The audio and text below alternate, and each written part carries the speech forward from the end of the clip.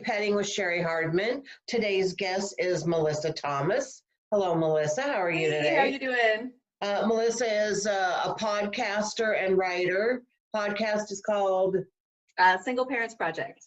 Single Parents Project. So later on, you can tell me about that if you want, because right now, I want to meet your pet. Who wouldn't want to meet Ellie? So that's Ellie. Yeah. All right. And how old is Ellie? Ellie is 6. And what kind of dog is she? She's a mini schnauzer. The best mini schnauzer in the world. Yes, you are. Now, how did you get the name Ellie? It's not my dog, actually. This is literally a pandemic dog. So Ellie is the dog of my very first friend in Washington, okay? The dog comes when it's called. It is literally could win all the AKC awards for top well-behaved dog in the world, because I don't like dogs, as we were mentioning before. Mm-hmm. Well, it's not like I don't like them. I don't have time for them, right? They're like having 2-year-olds. They are. So I didn't name Ellie. She's like a $500 dog too. Full classes, full everything, right? So Brandy and Zach were a couple that I met. I was lured out here in 2016 by my ex-fiance, right? So the first couple of friends we met had this dog, Ellie. And Zach and Brandy were great. Brandy was like an instant best friend, right? Mm-hmm. They were just an awesome couple. Helped me after I left my engagement. When they'd go to South Carolina, they were Navy. I would take the dog sit. I was like, this is like the best. It wasn't like dog sitting. Ellie's just around. She pretty much takes care of herself, doesn't she? Yeah. Super sweet. We'll literally hold her butt probably for 18 to 19 hours just because it's the nicest, most polite. Like, Mm-hmm. You can keep it indoors for 19 hours. You still won't have any messes in your house. Amazing, right? You're an amazing dog, right? So imagine, so great dog, right? They helped me through my midlife crisis. I left my engagement, the whole 9.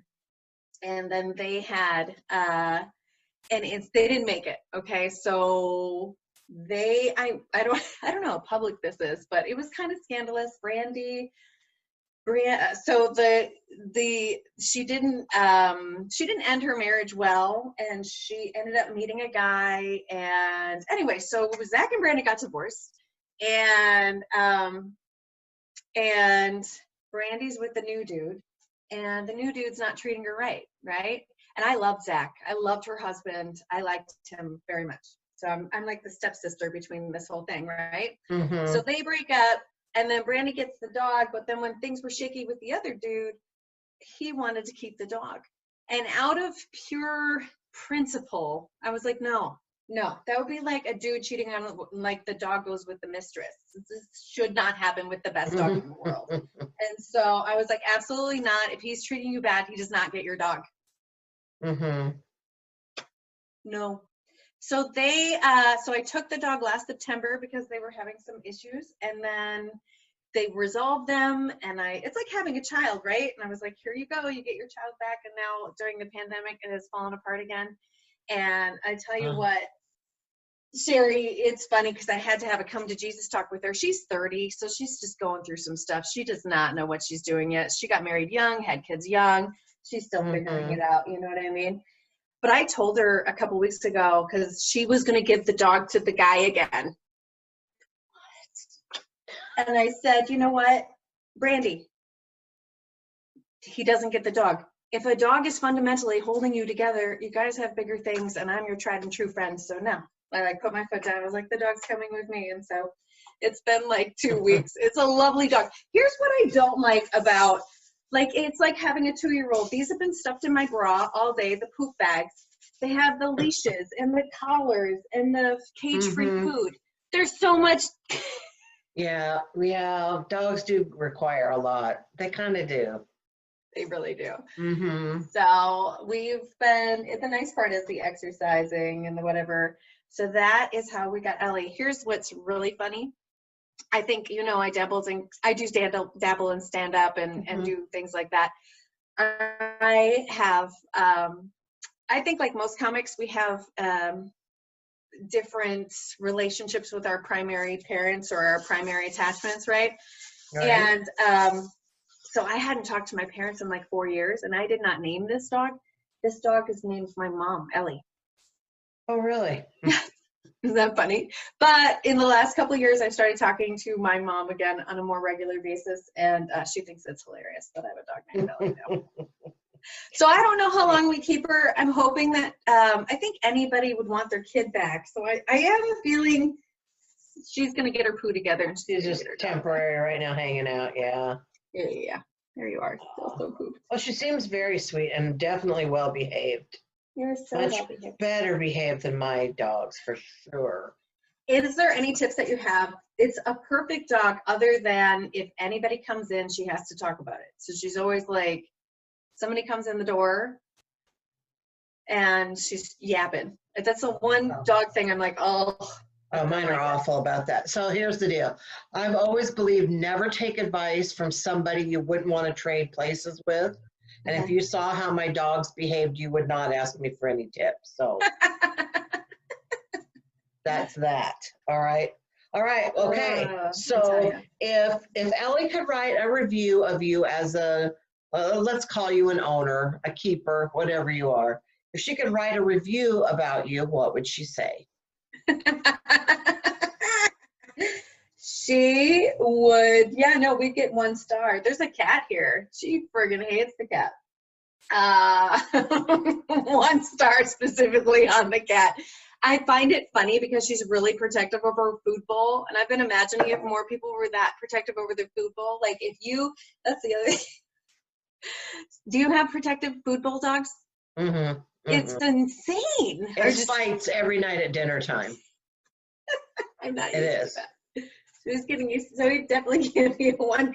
It's like immediately when he eyeballs that, I was like, "Do kids? It would be great if like kids got like that about their vegetables. Don't you touch my cauliflower?" And I'm like, "I'll bite you." But like, so yeah, she'd give me a 1 star. She'd give me a 1 star. I think in categories. So for like eating, she'd probably get, I don't know. I'm treating her like a new boyfriend though, so she gets the best food. She gets like all the walks. She gets all the attention. I had a pandemic boyfriend for like 15 minutes during this thing, and then it clearly became evident why we didn't make it work last year, but we were bored and decided. So this has been like she'd probably give me 5 stars just for like, she sleeps in my bed. She's already gotten a bath, and I have 2 boys, so they've been like, they love this shit. Yeah, they love this shit. So all right. Yeah. All right. So now we're going to talk about heavy petting of the human variety. And since it's been a while since I've explained this, because I haven't done any of these shows in quite a while, heavy petting, as described on, I don't know if it was just Google or if it was Urban Dictionary or whatever, but basically it's some kind of sexual or romantic contact up to the point of intercourse. Okay. So anything before that, so heavy petting. So do you have any interesting stories or amusing anecdotes about heavy petting of the human variety? So many stories, but I'm like I get torn here because I never go public with any of my stories. So I keep it like Wisconsin Lutheran, I'm not gonna talk about it or anything, but it has been an interesting week. So I'm experimenting with my very first FWB. I haven't had one in almost 3 years, and Cheri, I'm thinking I can do it. You know what I mean by FWB, right? Your friends with benefits? I know what you mean, but you should probably say, because there might be somebody watching who doesn't. Yes. So I haven't had a friends with benefits for like 3 years, which I think is ungodly. Like, I don't know about you, but like I've figured out, I ended my engagement 3 years ago, and I've just now figured out I can only go 6 months without sex. Like I went 2 years after I broke up with my engagement. I about lost my mind. I started making bad choices. It gets batty in there. Mm-hmm. You got to clear out those cobwebs, you know. Oh my God. Yeah. And I was, yeah, you don't even want to know that part. So I've been thinking I needed one. My heavy petting story is that I didn't want to like fully dive in. So I did have a pandemic boyfriend, a guy that I met on Tinder last year. And like I said, right before the shelter in place, we were like, yeah, why not? But you spend so much time with these people, you realize very quickly you're never going to marry this person, right? And so I started doing some Zoom groups, and I won't mention which Zoom group. But anyway, and I very boldly asked, this guy was kind of hitting on me, and I blew him off because I was trying to do the pandemic thing. Anyway, I have not been fingered like this in so long. It was unbelievable. Like, a man that can use their hands while you're in that unsafe world of, like, there's so much now, right? HPV, herpes, STDs. It's so I'm really, yeah. Anyway, it's working out. I have told him I really just need an FWB, and we'll see how that goes, because it never goes well, does it? Never does. No, I think it can go well. But usually somebody catches feelings and somebody doesn't. But when neither one of you do, and it's just like the same for both of you, yeah, it's wonderful. Yeah. So. But I love your choice of the word. I love the choice of the word fingered, because just not even an hour ago, I said to my husband, that word fingered is actually really funny. I just said that like an hour ago. So it's funny that you use that word. It's funny, and it feels good, and it's super safe. So the pandemic guy, I got to put some context behind this too. The pandemic guy literally got himself off. I found out he was an alcoholic in a month and a half. He would be impotent. So it was like, oh my God. It was like he'd have 5 to 8 drinks and then a boner for an hour. And I'd be like, dude, oh my God. And then he was just all about himself. I was with him for a month and a half, girl. I didn't even get fingered once. I'm a little pent up. You know what I mean? Like, out of a month and a half, and I did not get fingered once. And no penetration, because I wasn't. And there's 10 of them. I mean, come on, you know? Oh my God, so selfish, so selfish. So I really, and isn't it weird? I don't know if you're going through the same thing, but it's crazy. The more I get into my 40s, the hornier I get. Like, I cannot go 6 months. I think about it more. I didn't think about this shit when I was in 30. Oh, I did. Now, see, when you get my age, it's like I still am in the mood, but my vagina's like, nah, you know, my vagina has become like Judge Judy. You know, it's just like you really got to impress her. Yeah. She's not gonna put up with that just, middle of the road BS. Otherwise, why bother? So I don't know.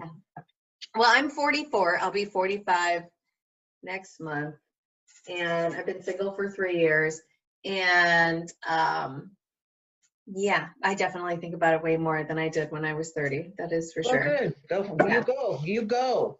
You're young. You're beautiful. You got it all. What was it? Valentine's Day, right? Yes. I ran into somebody. I would think I was at a show somewhere, maybe Tacoma Comedy Club. It was after a show, and audience members come, and someone came up to me and said, "Oh, I saw you on Valentine's Day at that show." Oh, that is so great. Yeah. Nice. Yeah. Yeah. It must be great to just have, not to go back to whatever, but I definitely am jealous of couples, because there's probably all the pandemic sex you need or want, and it's just all like, think of all those single people that had to shelter in place that were like, I know. I did think about that. Like, oh, that's going to be really, it's like, there's down low, down and dirty, stick your bottom half out the front door kind of sex going on. Yeah. Yeah. So I don't know what's appropriate or what's not appropriate. I'll tell you what's amazing. The Zoom dating, like, I've cut through some bullshit in the last month. I think I've gone on 3 Zoom dates, and it's fantastic. You can tell within 15 minutes of just hanging out on your computer whether you'd even, and you know what, as a single mom, I'd be monkeying around for 3 or 4 hours in Seattle. There you go. I didn't even know that was a thing, like Zoom dating. Yeah. How long have you been married now? 10 years. Okay. Yeah. Almost 10. Yeah. Yeah.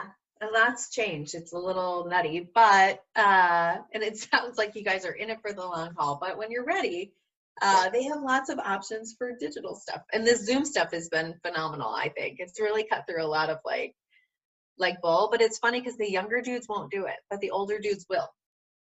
Really? Yeah, I don't know what's going on. So I don't know. anyway. I'm not impressed. Um, Okay. So I got a question for you. This is what I ask everybody. What is the best compliment you've ever received about your naked body? I have a nice butt, which I don't get at all. Like every boyfriend's like, your butt, your butt, your butt. I literally think it's my worst feature. Isn't that weird? Really? Do you like your nice feature? Butt, hands down, but I literally can't stand my butt. Like hate it. Huh, what don't you like about it? Oh, like if I stood up and like turned around, it has all the creases and the. You want to show it to us right now? I'm a little too conservative with that, Okay. but Well, I didn't mean naked. I that just would thought really maybe be like. stand up. So, but yeah, no, so it's so funny. Do you have one? And then you know what? So, honey, I used to have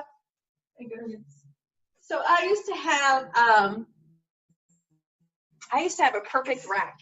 A perfect rack until I had kids. That sucked. I will say for feminism and that movement, I'm really torn because babies really messed up my rack. Mm-hmm. Yep. Mine too. Yeah. I miss them. They were my favorite. You can fake it. You just got to fake it till you make it. And that's what I think, though, too. I think everybody needs an FWV. Everything. It's hard maneuvering through this, like what's right, what's wrong. Like the STDs scare me. HPV scares me. Herpes scares me.